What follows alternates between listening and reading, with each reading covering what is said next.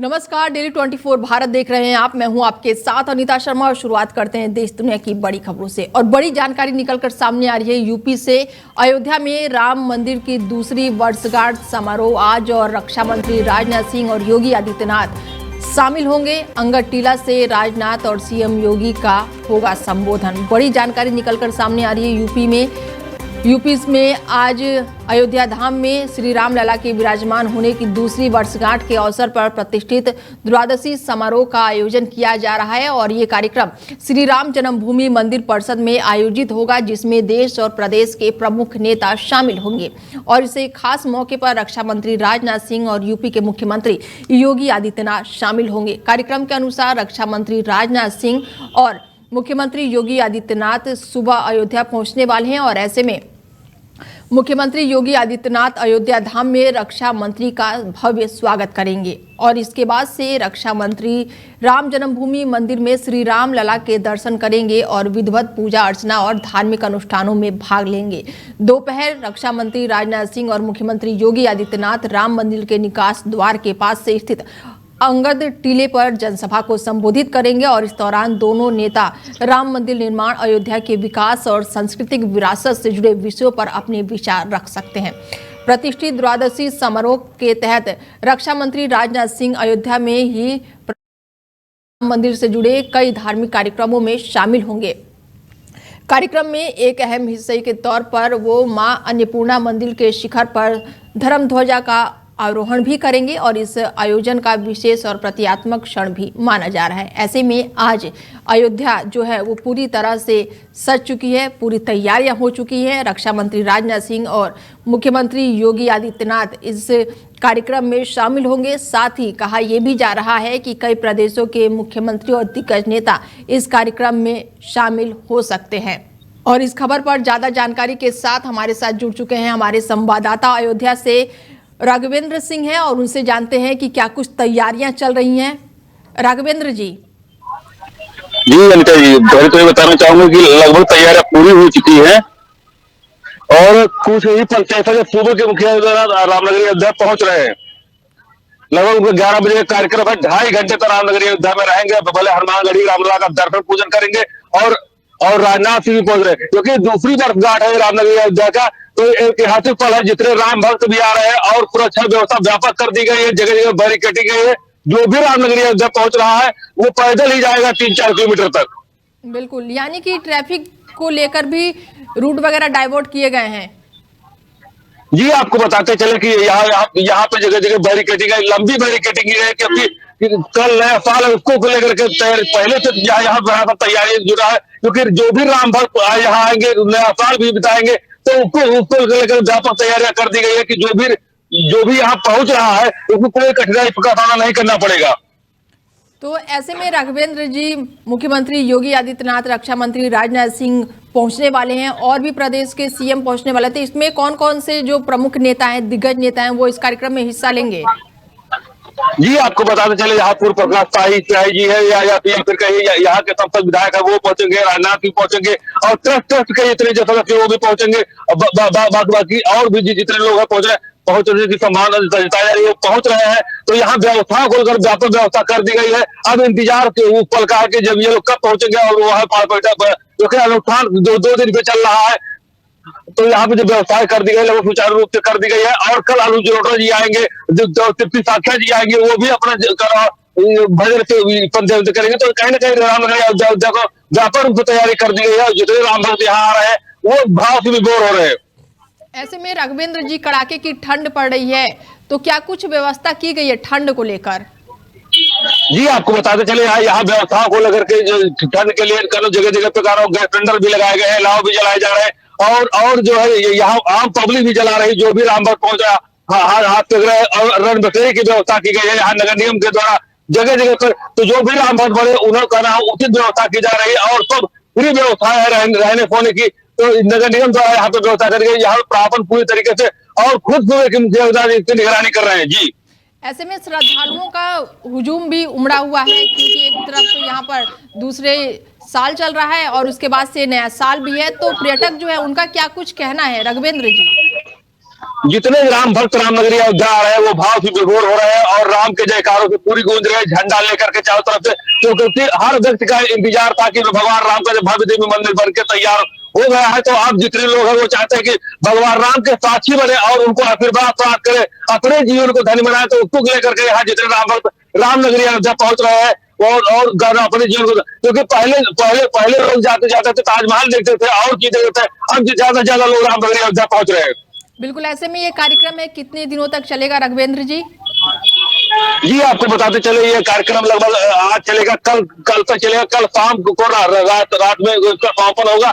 तो ये लगभग तैयारी लगभग पूरी हो जाएगी। कल अनुज जलोटा जी का और डिप्टी साक्षात रामनगरी अयोध्या पहुंचेंगे। तो कहीं ना कहीं और कई जगहों पे कार्यक्रम चल रहा है, यहाँ पे कहीं रामलीला हो रहा है, कहीं कुछ हो रहा है। तो जगह जगह पे व्यवस्था का जो अपनी व्यवस्था अलग से कर दी, खाने पीने की व्यवस्था अलग जितने राम भक्त पहुंच रहे हैं उनको खाने पीने की उनको सुचारू रूप से व्यवस्था की और फ्री व्यवस्था रहने की है। ऐसे में राम मंदिर के दूसरे वर्षगांठ पर और भी कार्यक्रम आयोजित किए गए हैं, तो क्या रक्षा मंत्री राजनाथ सिंह और सीएम योगी आदित्यनाथ इस कार्यक्रम में भी शिरकत करेंगे रघुवेंद्र जी? जी आपको बता चले 2.5 घंटे का इनका प्रोग्राम है। वहाँ पे मंदिर के अंदर ही का जो रहेंगे और पूरी चीज चाहे उत्थान हो सब में शामिल होंगे, पूजा पाठ करके रामलला हनुमानगढ़ी का दर्शन पूजन करेंगे और जितनी चीजें रहेंगे। तो कहीं ना कहीं इनका 2.5 घंटे का कार्यक्रम बराबर शामिल होंगे हर चीज में। क्या प्रधानमंत्री नरेंद्र मोदी के भी पहुंचने के आसार हैं? जी आपको बता चले प्रधानमंत्री नरेंद्र मोदी जी यहाँ पे नहीं आने का संभावना जताई जा रही, क्योंकि अभी तक कोई प्रोटोकॉल उनकी नहीं नजर आ रही है कि दो लोगों का प्रोटोकॉल आई हुई है। जी ऐसे में जो लोग यहाँ पर पहुंचे हैं, पर्यटक काफी हैं, नया साल भी है और कड़ाके की ठंड भी पड़ रही है, इसको लेकर कोई एडवाइजरी भी जारी की गई है रघुवेंद्र जी? जी आपको बता चले यहाँ पे कोई ऐसी एडवाइजरी नहीं, जितने लोग आ रहे हैं उनको व्यापक व्यवस्था कर दी गई, क्योंकि यहाँ रहने सोने से लेकर के हर चीज टेस्ट भी कर रहा है। बाकी और भी जितने होटल है वो पहले से अपने मूड में कर रखा है, खाली करा के रखा है कि जो वीआईपी आएंगे उनको भी व्यापक व्यवस्था यहाँ पे कर दी जाएगी। तो यहाँ पे रामनगरी अयोध्या को देखते हुए पूरी ठंड को लेकर के पूरी व्यवस्था कर दी गई है कि कोई भी राम भक्त रामनगरी अयोध्या पहुंचेगा उसको कठिनाई का सामना नहीं करना पड़ेगा। चलिए, तमाम जानकारी के लिए बहुत शुक्रिया रघुवेंद्र जी। बता दें कि आज राम मंदिर की दूसरी वर्षगांठ है और ऐसे में रक्षा मंत्री राजनाथ सिंह और मुख्यमंत्री योगी आदित्यनाथ इस कार्यक्रम में शामिल होंगे, साथ ही संबोधन भी करेंगे, जनता को संबोधित भी किया जाएगा। ऐसे में रामनगरी अयोध्या सजकर पूरी तरह से तैयार हो चुकी है। और खबरों में आगे बढ़ते हैं और बड़ी जानकारी निकलकर सामने आ रही है कि भारत अब विश्व की चौथी सबसे बड़ी अर्थव्यवस्था केंद्र बन चुका है और ऐसे में केंद्र का दावा है कि जापान को पीछे छोड़ा 2030 तक जर्मनी से भी आगे निकलेगा। बड़ी जानकारी आपको दे दे कि भारत अब विश्व की चौथी सबसे बड़ी अर्थव्यवस्था बन चुका है और केंद्र का दावा है कि जापान को पीछे छोड़ा और 2030 तक जर्मनी से भी आगे निकलेंगे। बड़ी जानकारी आपको दे दें कि केंद्र सरकार ने बताया है कि जापान को पीछे छोड़ते हुए भारत विश्व की चौथी सबसे बड़ी अर्थव्यवस्था बन गया है। भारत की अर्थव्यवस्था का आकार जो है वो 4.18 ट्रिलियन डॉलर आंका गया है और केंद्र का अनुमान है कि मौजूदा रफ्तार बनी रही तो 2030 तक भारत का संकल्प घरेलू उत्पादक जो है यानी कि जीडीपी 7.3 ट्रिलियन डॉलर तक पहुंच सकता है और ऐसा हुआ तो भारत जर्मनी को भी पीछे छोड़ देगा। फिलहाल अमेरिका दुनिया का सबसे बड़ा अर्थव्यवस्थित है और ऐसे में चीन जो है वो दूसरे और जर्मनी तीसरे नंबर पर है। सरकार के बयान के मुताबिक भारत इस समय दुनिया की सबसे तेजी से बढ़ने वाला प्रमुख अर्थव्यवस्थाओं में शामिल हो चुका है। चालू वित्तीय वर्ष 2025 और 26 की दूसरी तिमाही में भारत की वास्तविक जीडीपी वृद्धि पर 8.2% रही और इससे पहले तिमाही में ये 7.8% और पिछले वित्तीय साल की चौथी तिमाही में 7.4% थी।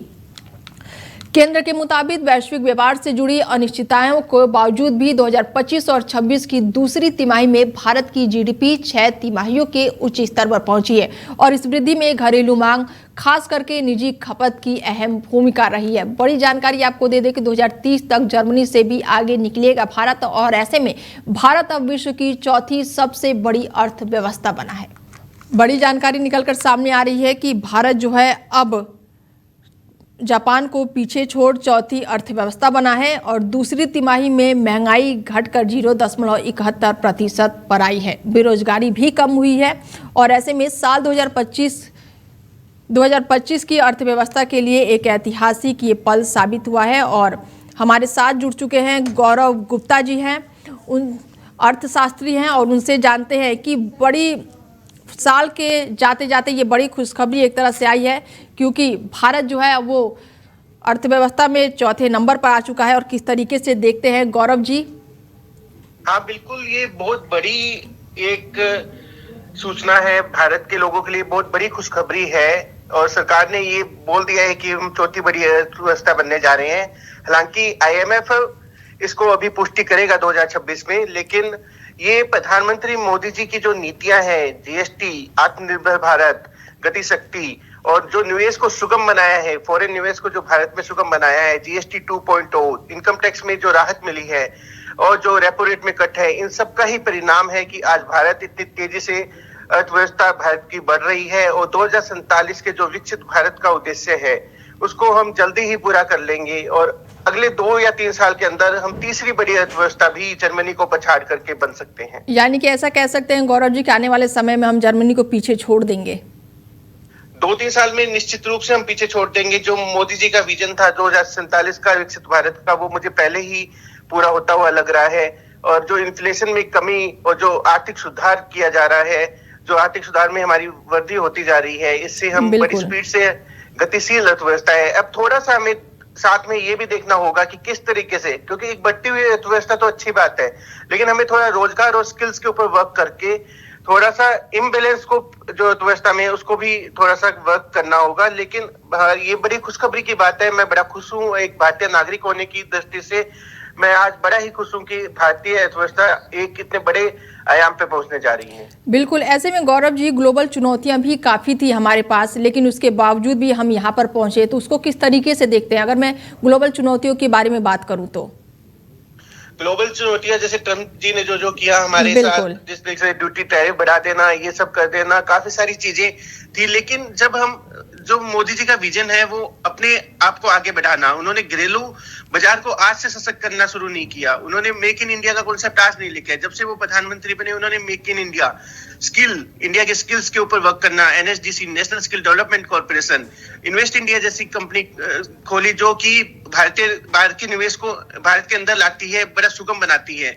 तो उनका विजन शुरू से ही ऐसा था कि कोई भी चुनौती आज आ जाए भारत के लिए, भारत उसका सामना करने के लिए तैयार है। चलिए, जुड़ने के लिए, तमाम जानकारी साझा करने के लिए बहुत शुक्रिया गौरव जी। और खबरों में आगे बढ़ते हैं और बड़ी जानकारी आपको बता दें कि ढाका में आज खालिदा जिया का अंतिम संस्कार और पति जियाउर की कब्र के पास दफनाए जाएंगे और विदेश मंत्री एस जयशंकर भी होंगे शामिल। बड़ी जानकारी आपको दे दें कि ढाका में आज खालिदा जिया का अंतिम संस्कार है और पति जियाउर की कब्र के पास दफनाया जाएगा और विदेश मंत्री एस जयशंकर भी इसमें शामिल होंगे। बांग्लादेश की पूर्व प्रधानमंत्री और बांग्लादेश नेशनलिस्ट पार्टी की प्रमुख खालिदा जिया का अंतिम संस्कार आज ढाका में किया जाएगा। खालिदा को संसद परिषद में उनके पति और बांग्लादेश के पूर्व राष्ट्रपति जियाउर रहमान की कब्र के पास दफनाया जाएगा।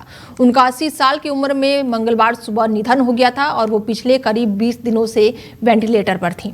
खालिदा जिया के निधन पर बांग्लादेश सरकार ने 3 दिनों के राष्ट्रीय शोक की घोषणा की है और इस दौरान सरकारी भवनों पर राष्ट्रीय ध्वज आधा झुका रहेगा और सभी आधिकारिक कार्यक्रम स्थगित रहेंगे। अंतिम संस्कार में बड़ी संख्या में राजनीतिक नेता, समर्थक और आम लोग शामिल होने की संभावना है। भारत की ओर से विदेश मंत्री एस जयशंकर अंतिम संस्कार में शामिल होंगे। वो भारत सरकार का प्रतिनिधित्व करते हुए ढाका पहुंचेंगे और खालिदा जिया को श्रद्धांजलि अर्पित करेंगे। और बड़ी जानकारी आपको बता दें कि देश भर में आज नहीं होगी ऑनलाइन डिलीवरी। बड़ी जानकारी निकलकर सामने आ रही है कि देश भर में आज नहीं होगी online delivery. Swiggy, Zomato, Amazon और फ्लिपकार्ट वर्कर्स की आज हड़ताल। स्विगी समेत कई प्लेटफॉर्म के डिलीवरी पार्टनर हड़ताल पर हैं। बड़ी जानकारी आपको बता दें कि आज जो है वो देश भर में आज नहीं होगी online delivery. Flipkart, Zomato, Swiggy जैसे कई प्लेटफॉर्मों की डिलीवरी पार्टनर आज हड़ताल पर हैं। अगर आप न्यू ईयर पर कुछ खाने को मंगवा रहे हैं या फिर कुछ योजनाएं बना रहे हैं तो फिलहाल पहले से इसकी तैयारी कर लीजिए, क्योंकि आपको बता दें कि Zomato, Swiggy, Blinkit, Zepto, Amazon और फ्लिपकार्ट से जुड़े डिलीवरी वर्कर्स ने आज देशव्यापी हड़ताल का बड़ा ऐलान कर दिया है और ये दिन ऑनलाइन डिलीवरी के लिहाज से साल के सबसे व्यस्त दिनों में से एक माना जा रहा है।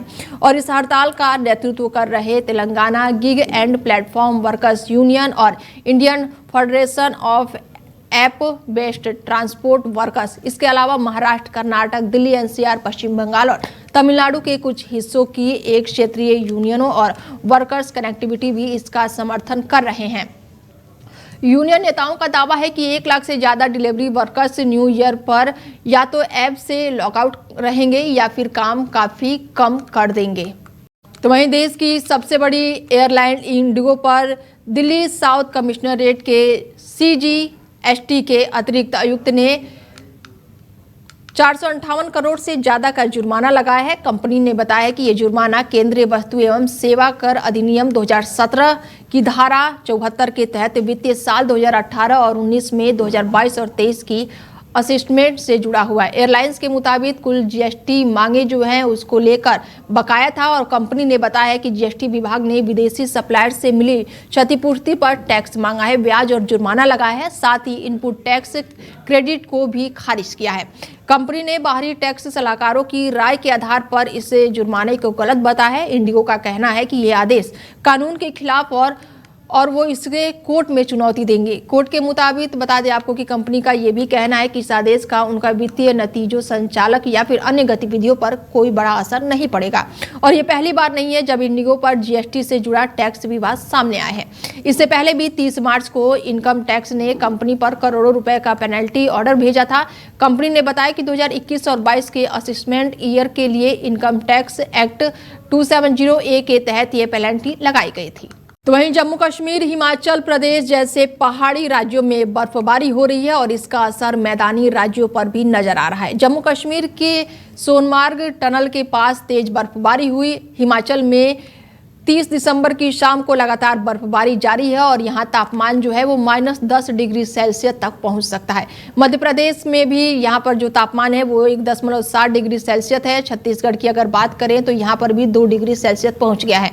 इसके साथ ही कई जगहों पर लगातार कोल्ड वेव की चपेट में है और ऐसे में राजस्थान में भी कड़ाके की सर्दी के बीच 2 दिनों की बारिश की चेतावनी दी गई है। दिल्ली NCR में सुबह से ही घना धुंध है और ऐसे में दिल्ली के कई इलाकों में विजिबिलिटी जो है वो शून्य पहुंच गई है।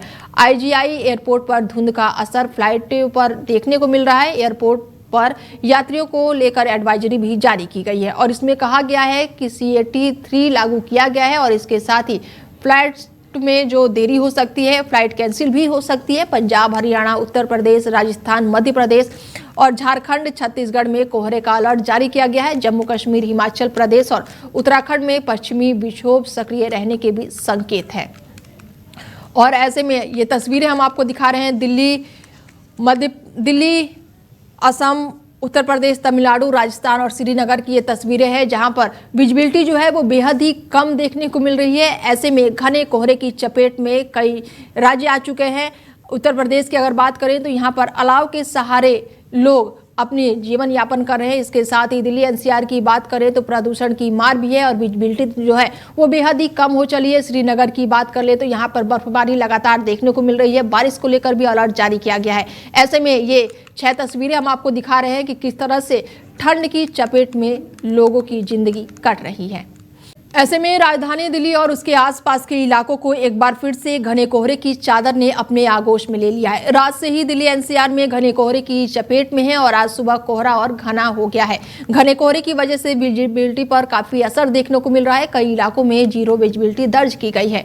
घने कोहरे की वजह से सबसे ज्यादा परेशानी वाहन चालकों को हो रही है। सड़कों पर सुरक्षा ड्राइविंग करने की सलाह भी दी जा रही है। ऐसे में वहीं ट्रेनों के परिचालकों पर भी घना असर देखने को मिल रहा है और इसके साथ ही घने कोहरे की वजह से कई ट्रेनें अपने निर्धारित समय से देरी से चल रही हैं। तो वहीं एयर ट्रैफिक को भी घने कोहरे से प्रभावित कर रखा है। दिल्ली में घने कोहरे के कारण 148 फ्लाइटें रद्द कर दी गई है। ट्रेनें सेवाएं जो हैं वो भी काफी प्रभावित हुई हैं।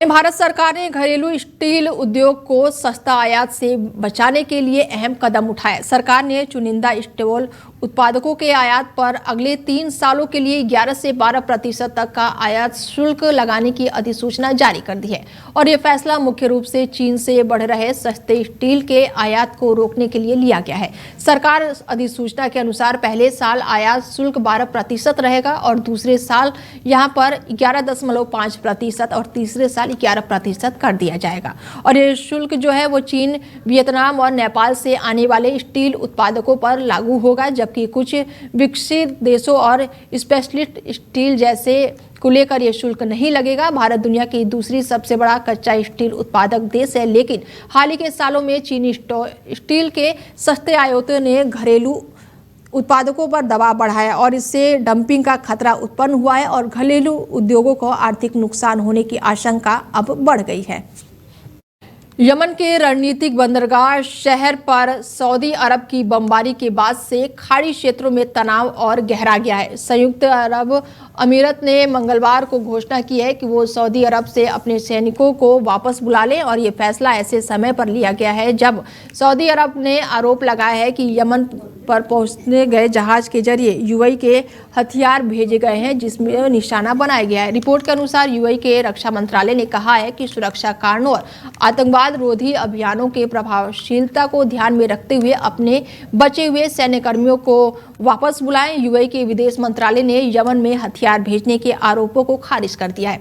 मंत्रालय ने स्पष्ट किया है कि यूएई यमन की संप्रभुता का पूरा सम्मान करते हुए वैध सरकार की बहाली और आतंकवाद के खिलाफ लड़ाई का समर्थन कर रहा है। यूएई का कहना है कि मुल्क पहुंचे जहाज में हथियार नहीं बल्कि वहां पर तैनात यूएई सैनिकों के इस्तेमाल के लिए वाहन थे। हाल बुलेटिन में मेरे साथ इतना ही। दीजिए इजाजत। नमस्कार।